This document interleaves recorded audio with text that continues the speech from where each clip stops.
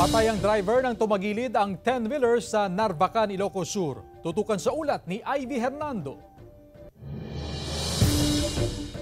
Trahedya ang sinapit ng isang driver matapos maipit ang kalahating katawan nito sa minanehong 10-wheeler matapos tumagilid sa kalsada sa Barangay Lungog, Narvacan, Ilocos Sur alas 2 ng hapon noong August 18. Naipit sa pagitan ng truck at riprap ang biktima. Sugatan naman ngunit nakaligtas ang pahinante ng truck. Ayon po dun sa yung nakasurvive dun sa disgrasya, nawalan daw po sila ng preno at nawalan na din po ng control dun sa truck kaya bumangga po sila. Ayon sa PNP, inabot ng humigit kumulang 1 oras bago natanggal sa pagkakaipit ang biktima. Kinailangan pa raw ng isang truck para maiangat ang tumagilid na 10-wheeler. Sa assessment namin, parang babangga na, tinangka niyang tumalon palabas ng truck pero pagkatalon niya, doon rin bumagsak yung truck. Naiuwi na ang labi ng biktima sa Santa Barbara, Pangasinan. Paalala ng autoridad, siguraduhin nasa maayos na kondisyon ang sasakyan bago bumiyahe.